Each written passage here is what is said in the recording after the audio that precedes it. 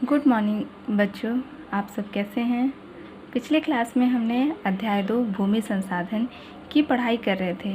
आज हम उसी पाठ की आगे की पढ़ाई करेंगे, जिसमें हमारा हेडिंग है मृदा। मृदा क्या है? जब हम भूमि संसाधन की बात करते हैं तो हम प्रमुख रूप से मिट्टी या मृदा की बात कर रहे होते हैं। मतलब भूमि संसाधन की जब हम बात करते हैं मुख्य तौर से, तो हम सबसे पहले जो भूमि संसाधन है उसकी जो मुख्य बात होती क्या होती है, या तो मिट्टी या हम मृदा भी कह सकते हैं उसे। यह भूमि संसाधन का सबसे महत्वपूर्ण अंश है। सामान्य अर्थों में पृथ्वी के धरातल की ऊपरी परत मतलब धरातल के जो ऊपरी हिस्से हैं या मिट्टी जिस पर वनस्पति उगती है, मृदा कहलाती है। मृदा चट्टानों के विघटन से बनती है, मतलब चट्टानों के टूटने फूटने से बनती है, और इसमें जलवायु, वनस्पति आदि की प्रमुख भूमिका है। चट्टानें गर्मी, सर्दी और पानी से प्रभावित होकर टूटती फूटती या घिसती है। चट्टानें जो क्या है, सर्दी गर्मी, इसके जो प्रभाव से, सर्दी गर्मी के प्रभाव और पानी के प्रभाव से वो क्या है, आपस में टूटती फूटती हैं और घिसने की वजह से बनती है, जिससे बारीक कण अलग अलग हो जाते हैं। टूटने की वजह से वो बारीक कण में बदल जाते हैं। इनमें वनस्पति व जानवरों के अवशेष मिल जाते हैं। इनमें क्या है, वनस्पति मतलब पेड़ पौधों के जो टुकड़े हैं, जो छोटे छोटे अंश हैं, वो जानवरों के अवशेष भी साथ में उसमें मिले होते हैं, और लंबे समय के बाद ये मृदा में परिवर्तित हो जाते हैं। मृदा से वनस्पतियाँ पोषण प्राप्त करती हैं और अन्य जीव व जानवर वनस्पतियों से प्रत्यक्ष या अप्रत्यक्ष रूप से अपना भोजन प्राप्त करते हैं। मृदा न केवल जीवधारियों को भोजन उपलब्ध कराती है, बल्कि इसका उपयोग मिट्टी, बर्तन, खिलौने, मूर्ति, खपरा आदि निर्माण में भी किया जाता है। ये मृदा जो है क्या है, मृदा वनस्पति जो हमारे लिए बहुत ही उपयोगी होती है, वो क्या है, प्रत्यक्ष और अप्रत्यक्ष दोनों तरीके से हमारे लिए उपयोगी होती है। इनका हम तरह तरह से उपयोग में लाते हैं। जिस तरीके से यहाँ बताया गया है कि ईंट, बर्तन, खिलौने आदि सामान बनाने या निर्माण करने में किया जाता है। ग्रामीण भारत में मकानों की दीवारों पर फर्श की लिपाई पुताई मिट्टी से ही की जाती है। जो ग्रामीण होते हैं या ग्रामीण में रहने वाले व्यक्ति होते हैं, वो अपने घरों को मिट्टी से बनाते हैं और लिपाई पुताई के लिए भी मिट्टी का ही उपयोग करते हैं। अब आगे देखते हैं बच्चों, अगर आप कभी मकान की नींव या कुआं खोदते हुए देखेंगे तो पाएंगे कि मिट्टी जमीन पर कई परतों में बिछी हुई है। आप अपने आसपास भी देख सकते हैं, जब आप खुदाई करते हैं तो मिट्टी की परत होती है। उन परतों में मिट्टी के रंग धीरे धीरे अलग अलग, जब हम गहराई में अंदर जाएंगे तो मिट्टी की जो परत है वो क्या है, अलग अलग परतों में बटी हुई दिखाई देती है। मृदा की इन क्षैतिज परतों को मृदा परिच्छेदिका कहा जाता है। जो मृदा की जो परतें हैं, जो बिछी हुई हमको अलग अलग हिस्सों में दिखती है या परत दिखती है, वो ही क्या कहलाती है, जो मृदा परिच्छेदिका कहलाती है।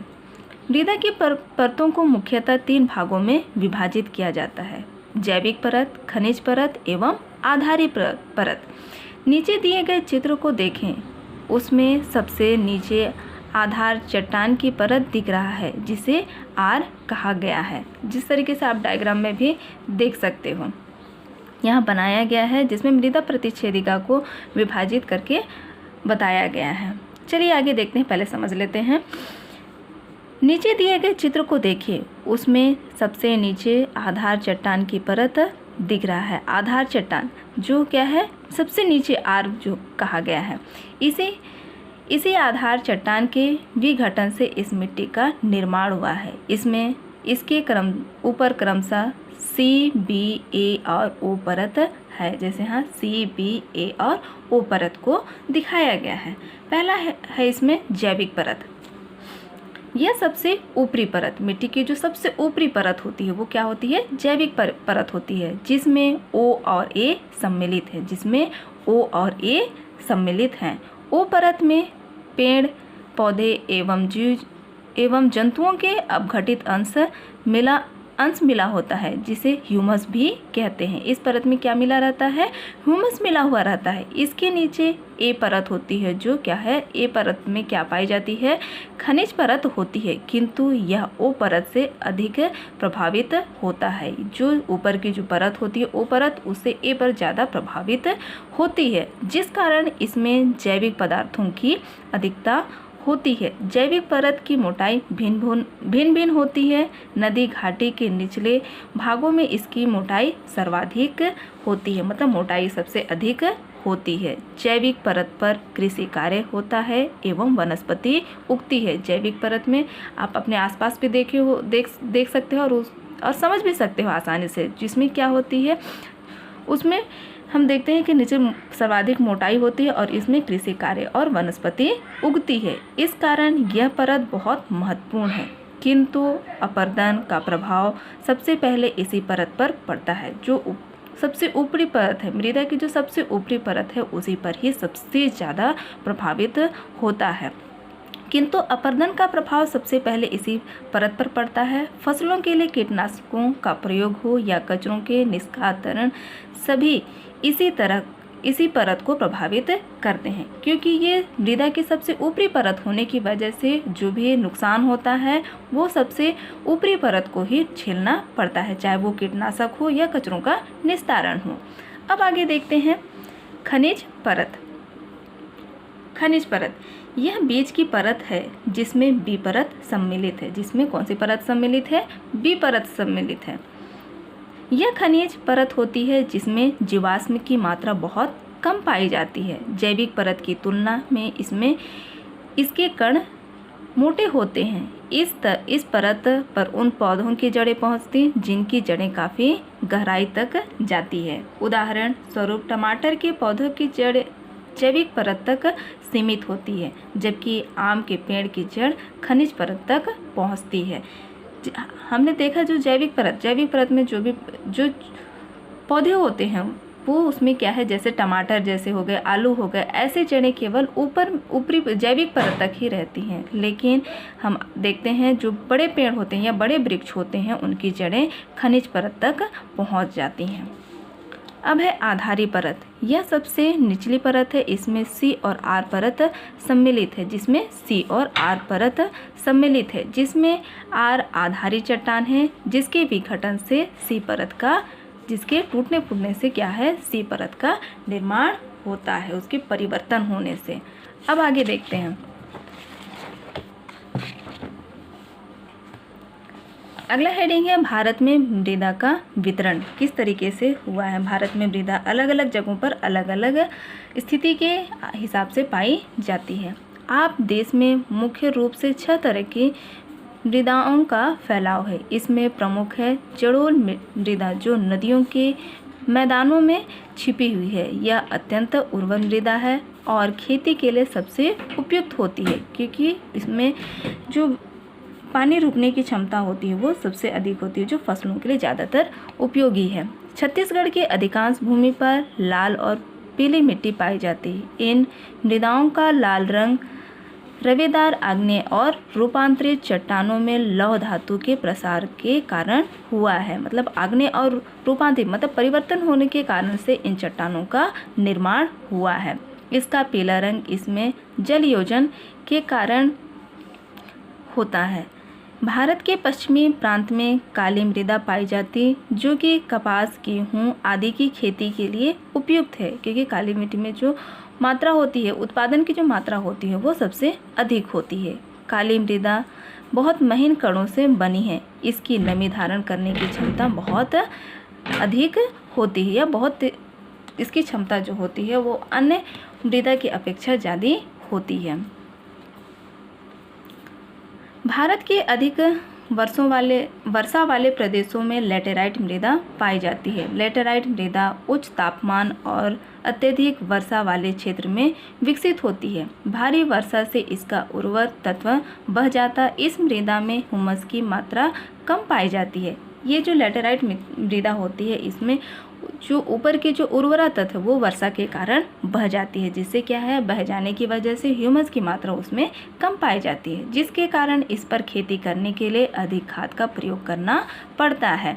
इसके अलावा थार मरुस्थल में शुष्क मृदा और हिमालय पर्वत पर वन मृदा पाई जाती है। अब मानचित्र 2.1 में भारत में विभिन्न प्रकार के मृदा का वितरण दिखाया गया है। इस मानचित्र का अध्ययन करें और निम्नलिखित प्रश्नों पर विचार कर सकते हैं, कहा गया है। देख सकते हैं जैसे भारत में 6 प्रकार की मृदा पाई जाती है। आप देख सकते हैं यहाँ पे इन चित्रों के माध्यम से कहाँ कहाँ किस तरीके कौन कौन सी मिट्टी पाई जाती है। यहाँ दिखाया गया है कि वन मृदा, जलोढ़ मृदा, लाल और पीली मृदा, काली मृदा, लेटेराइट मृदा और शुष्क मृदा किन किन क्षेत्रों में कौन कौन सी मृदा पाई जाती है, इसका वितरण बताया गया है। अब आगे देखते हैं।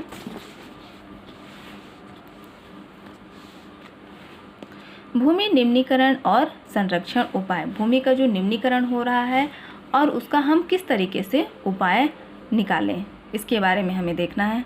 हमें भूमि अपने पूर्वजों से विरासत में मिली है। ये क्या है, पूर्वजों के द्वारा मिली हुई है, जो क्या है, पीढ़ी दर पीढ़ी हस्तांतरित होती जा रही है और इसे हमें सही हालत में आने वाली पीढ़ी को सौंपना है।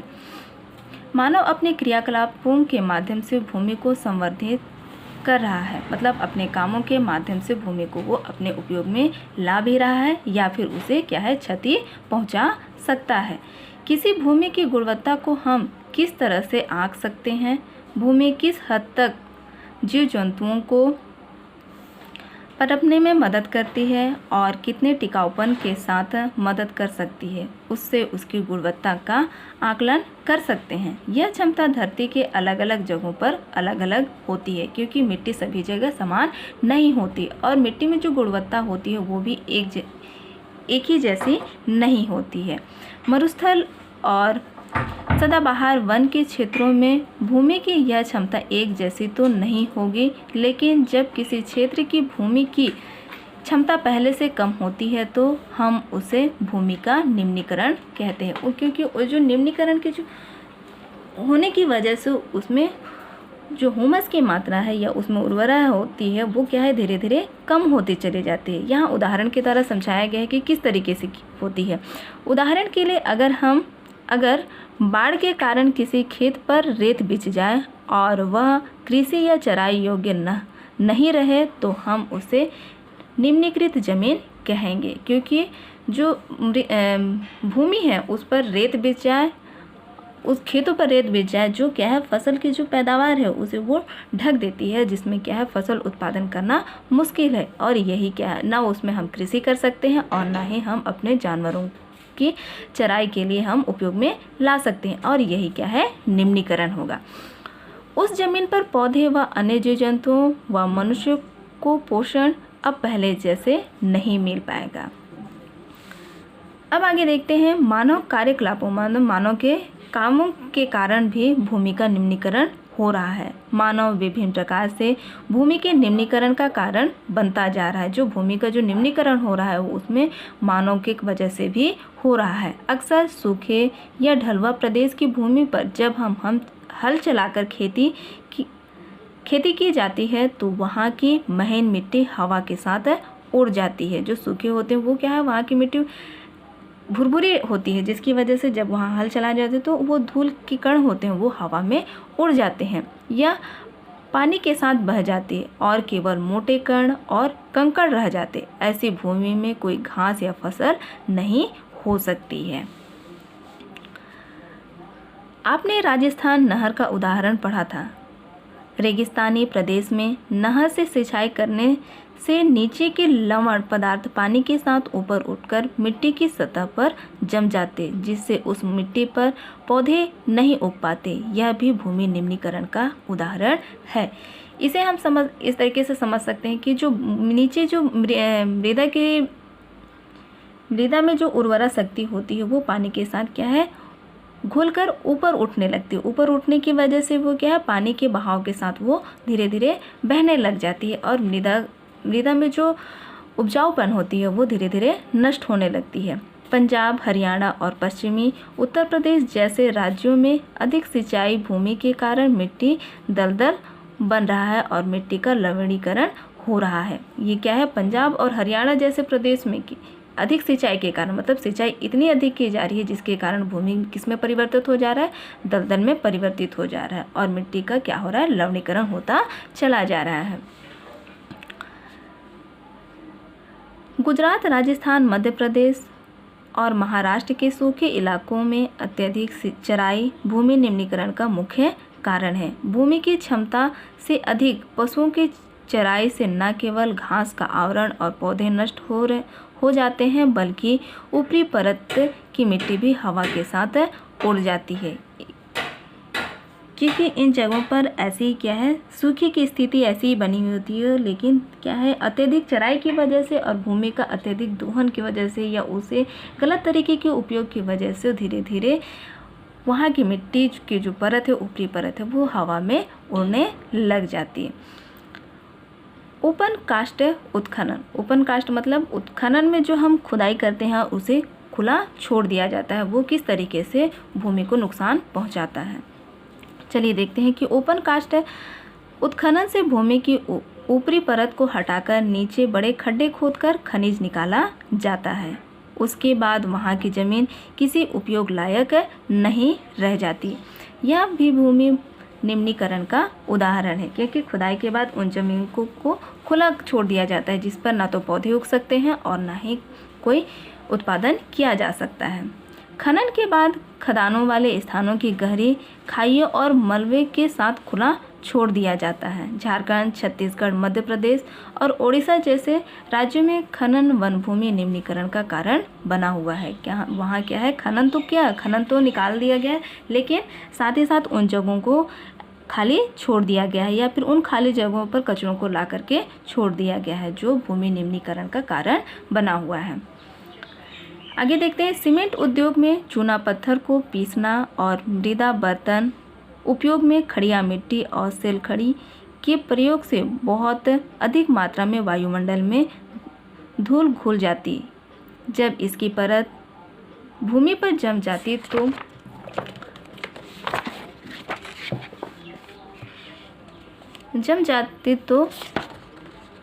मृदा के जल सोखने की प्रक्रिया रुक जाती है। जो मिट्टी जो रहती है वो कैसी होती है, भुरभुरी, और जो ऊपर में जो मृदा सोखने की जो क्षमता रहती है उसे वो क्या है, बंद कर देती है, जिसकी वजह से अंदर पानी नहीं जा पाते।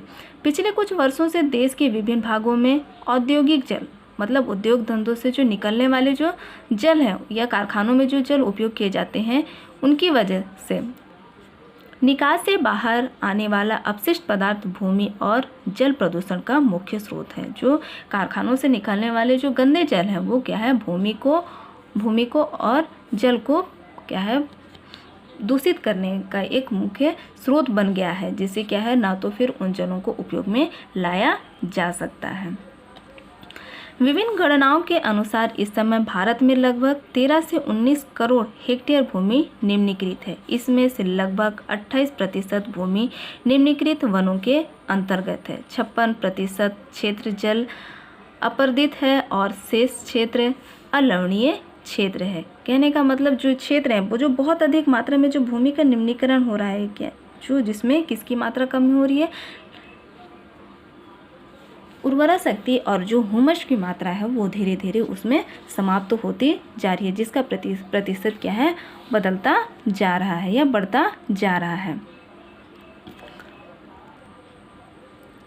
छत्तीसगढ़ में लगभग 47,84,000 हेक्टेयर भूमि राज्य की कुल भूमि का 35% निम्नीकरण से प्रभावित है। यह मुख्य रूप से पानी द्वारा लवण और भूमि की अम्लीयता के कारण है। अम्लीयता भूमि क्षरण के कारण होता है और यह फसलों को प्रभावित करता है। अलवणीयता को नियंत्रित करने के लिए मिट्टी में चूना मिलाया जा सकता है। दुर्ग, जांजगीर, कोरबा और रायपुर जिलों में उत्खनन मतलब खुदाई के कारण भूमि का निम्नीकरण हुआ है, जिसमें क्या है, उन भूमि को मजबूत बनाने के लिए उन मिट्टी में चूना को मिलाया जाता है, जिससे भूमि को ज़्यादा पैदावार और ताकतवर बनाया जा सके। अब आगे देखते हैं, भूमि निम्नीकरण की समस्या को सुलझाने के कई तरीके हैं। वनारोपण और चारागाहों का उचित प्रबंध इसमें कुछ हद तक मदद कर सकते हैं। जो वो निम्नीकरण भूमि की समस्या है, जो समस्या उसको हल करने के लिए उन पर क्या लगाना चाहिए, वनों का रोपण, मतलब वनों को लगा सकते हैं, और चारागाह का उचित, जानवरों को या पशुओं को चराने का उचित प्रबंध अगर कुछ हद तक उसमें मदद किया जाए तो इन भूमि निम्नीकरण से बचा जा सकता है। जो भूमि कृषि योग्य नहीं है वहाँ जंगल लगाना या चारागाह विकसित करना उचित होगा। जो भूमि कृषि योग्य नहीं है, जिसको हम कृषि में उपयोग में नहीं ला सकते, उन जगहों पर अगर वनस्पति लगा दिया जाए या चारागाह विकसित किया जाए तो उस भूमि को हम मजबूत बना सकते हैं। इसी तरह सिंचाई को भूमि की क्षमता के अनुरूप, मतलब जो भूमि है वो क्या है, सिंचाई को भूमि की क्षमता के अनुरूप, उसके अनुसार हम रखकर दलदलीकरण और लवणीकरण जैसी समस्या से बचा जा सकता है। अब अगला हेडिंग है भूमि निम्नीकरण और गरीबी। देश के सबसे गरीब समुदाय निम्नीकरण भूमि पर आश्रित हैं। जो सबसे गरीब है ना, देश के जो कृषक हैं, जो सबसे गरीब हैं, वो ज़्यादातर निम्नीकरण भूमि पर आश्रित हैं। मतलब ऐसी भूमि पर जहाँ पर अच्छी पैदावार नहीं होती है, उन भूमि पर वो निर्भर हैं। वे या तो गरीब पशुपालक हैं या फिर निम्न गुणवत्ता वाली भूमि पर खेती करने वाले गरीब व सीमांत किसान व आदिवासी हैं। मतलब वहाँ पे ऐसे लोग हैं जिनके पास 2.5 एकड़ के आसपास भूमि होती है और उन भूमि पर भूमि की गुणवत्ता भी इतनी अच्छी नहीं होती है जिस पर वो खेती करते हैं। अन्य किसी आजीविका, मतलब किसी अन्य जीविका के साधन के अभाव में वे इस निम्नीकरण भूमि का दोहन करने पर मजबूर हो जाते हैं। मतलब जीने का कोई जरिया ना होने की वजह से वे लोग उसी भूमि पर अपनी फसल का उत्पादन करते हैं और उनका उपयोग करने के लिए वो मजबूर हो गए हैं, जिसके कारण निम्नीकरण और तेजी हो जाता है। अक्सर गरीबी के कारण ये समुदाय जमीन के संवर्धन के लिए, मतलब भूमि के संवर्धन के लिए, उनको सुधारने के लिए उचित उपाय भी नहीं कर पाते हैं। इस तरह गरीबी और भूमि निम्नीकरण एक दूसरे के कारण बनकर एक कुचक्र स्थापित करते हैं। मतलब एक तो गरीबी है और साथ में भूमि का उचित पैदावार या उचित सही ढंग से उत्पादन ना होने की वजह से ये चक्र स्थापित हो गया, यह चक्र चल रहा है। इसलिए यह आवश्यक है कि इन प्रदेशों में भूमि संवर्धन का जिम्मा सरकार उठाए और गरीबों की आजीविका और भूमि की गुणवत्ता की रक्षा करे। तो क्या है, इन प्रदेशों में जिन जगहों पर भूमि का निम्नीकरण हो गया है या हो रहा है, उन जगहों पर सरकार क्या है, बेड़ा उठाए कि उन जो गरीब हैं और उनके जीविका का साधन है, उन जगहों पर उन भूमि का सही सुधार हो और भूमि की गुणवत्ता शक्ति को बढ़ाए और उसकी रक्षा करें। अगला हेडिंग है भूमि प्रबंध। भूमि का प्रबंध कैसे करना है। भूमि एक स्थिर संसाधन है, किंतु जनसंख्या निरंतर बढ़ रही है, हमारी आवश्यकताएं बढ़ रही है, हमारी जीवन शैली बदल रही है, नगरों की ओर पलायन बढ़ रहा है। मतलब अब नगरों की ओर जाने वाले लोगों की संख्या बढ़ती जा रही है। इन सब का असर भूमि पर स्पष्ट रूप से पड़ता दिख रहा है। लोग नगरों की ओर पलायन कर रहे हैं, जिस कारण नगरों का बेतरतीब विस्तार हो रहा है। मतलब लोगों का अधिक मात्रा में नगरों की ओर जाने की वजह से नगर तेजी से बढ़ते चले जा रहे हैं। कल तक जो खेत फसल से लहलहाते थे, आज उनमें इमारतें निर्मित हो चुकी हैं। जिस भूमि में वनों का विस्तार था, उस पर कृषि उत्खनन हो रहा है। जहाँ पे वनों का विस्तार हो रहा था, उन जगहों पर अब क्या है, अब उस पर कृषि और खनन किए जा रहे हैं। इसके लिए आवश्यक है कि हम भूमि का प्रबंध कर उचित तरीके से उपयोग करें। मतलब भूमि का जो हम उचित तरीके और सही तरीके से उसका उपयोग करें, जिससे हम भूमि के प्रबंध के लिए निम्नलिखित तरीके अपनाए जा सकते हैं। देखते हैं कौन कौन से तरीके अपनाए गए हैं। जिसमें पहला हेडिंग बताया गया है कि नगर एवं गांव का नियोजित विकास। मतलब नगरों और गांवों को सही तरीके से विकास करना। नगरों एवं गांवों का विस्तार बेतरतीब ढंग से कृषि भूमि का अतिक्रमण कर रहा है, जबकि नगरों के विकास में भी खाली जमीन उपलब्ध होती है। यदि नगरों एवं गांवों को नियोजित विकास हो तो इस समस्या का समाधान हो सकता है। यहाँ पे ये बताया गया कि अगर हम नगरों को सही ढंग से उसे हम विस्तार करें, फैलाव करें और कृषि भूमि का अतिक्रमण कर रहा है, जो मतलब कृषि भूमि पर जो कब्जा हो रहा है उन जगहों पर हम क्या है अच्छी तरीके से हम कृषि कार्य करें, और जो खाली ज़मीन है, जिस ज़मीन पर खेती नहीं होती या उत्पादन नहीं होती, उन जगहों पर हम विकास भी कर सकते हैं। तो ऐसी समस्याएं जो क्या है हो रही है उनको हम सुलझा सकते हैं और सही ढंग से हम नगरों और गाँवों का भी विकास कर सकते हैं। दूसरा है बंजर भूमि का उपयोग। ऐसी भूमि जिसका हमको उपयोग में लाना है। बंजर भूमि का उपयोग दो तरह से किया जा सकता है। पहला तो इस पर अकृषि कार्य करके, जैसे उद्योग, आवासीय उद्योग, और दूसरा इसका विकास कर इसे चराई अथवा कृषि भूमि में परिवर्तित किया जा सकता है। यहाँ पे पहला उपाय बताया है कि अकृषि कार्य जैसे उस पर उद्योग या तो लगा सकते हैं, या आवासीय उद्योग, आवास पे वहाँ पर रहकर काम करने वाले लोगों के लिए मकान भी बनाया जा सकता है। दूसरा बोला है इसका उपयोग चराई अथवा कृषि भूमि में परिवर्तन किया जा सकता है। या तो उसको चराई के लिए भी कर सकते हैं, या फिर हम उसे कृषि भूमि में मतलब कृषि कार्य में भी परिवर्तित कर सकते हैं। इससे एक तो कृषि भूमि का विस्तार होगा एवं दूसरा बेकार भूमि का भी उपयोग हो जाएगा। क्या है इन सब से क्या है कृषि भूमि को हम बढ़ा भी सकते हैं, कि उत्पादन को भी बढ़ा सकते हैं, और साथ में हम बेकार पड़ी भूमि का उपयोग भी ला सकते हैं। तीसरा नंबर है प्रतिभूमि का उपयोग। प्रतिभूमि खास करके जो एक वर्ष से अधिक समय के लिए छोड़ी जाती है, उसका उपयोग कृषि या बागवानी के लिए किया जा सकता है। इससे उत्पादकता में वृद्धि होगी कहा गया है। अगला है वन संरक्षण एवं वन रोपण। वन एक ऐसा संसाधन है जिसका दीर्घकाल में नवीकरण किया जा सकता है, मतलब लंबे समय काल में भी इसका नवीकरण फिर से इसको उपयोग में लाया जा सकता है। अतः इसका व्यवस्थित उपयोग किया जाना बेहतर होगा, मतलब सही तरीके से इसका उपयोग में लाना होगा। वनों से पुरानी वृक्षों को उतनी ही मात्रा में काटा जाए जितना लगाना संभव है, मतलब पुरानी वृक्षों को उतनी ही मात्रा में काटे जितना हम फिर से दोबारा हम पौधे लगा सकें। भारत के 23% भूभाग पर वन है। पर्यावरण संतुलन के लिए इसमें विस्तार किया जाना चाहिए, मतलब पर्यावरण के संतुलन के लिए जो हमारे लिए अति आवश्यक है, उसमें हमें अधिक से अधिक पेड़ पौधे लगाने चाहिए।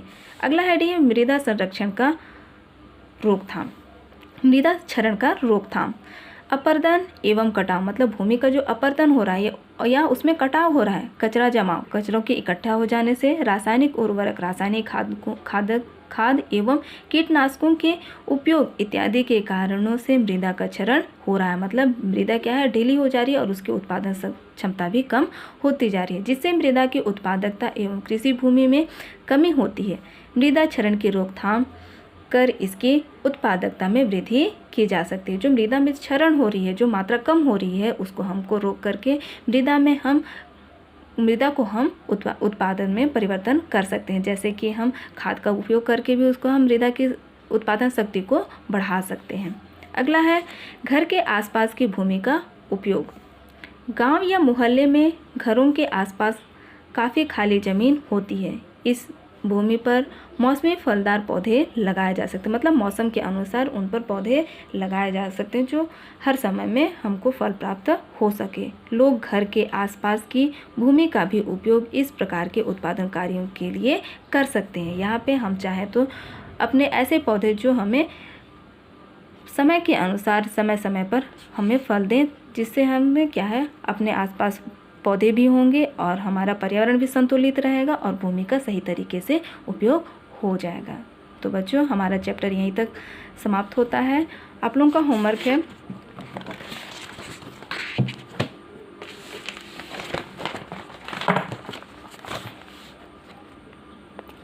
क्वेश्चन नंबर 1 है भारत में मुख्यतः कितने प्रकार की मृदा पाई जाती है। क्वेश्चन नंबर 2 है भूमि के निम्नीकरण के क्या मानवीय कारक हैं।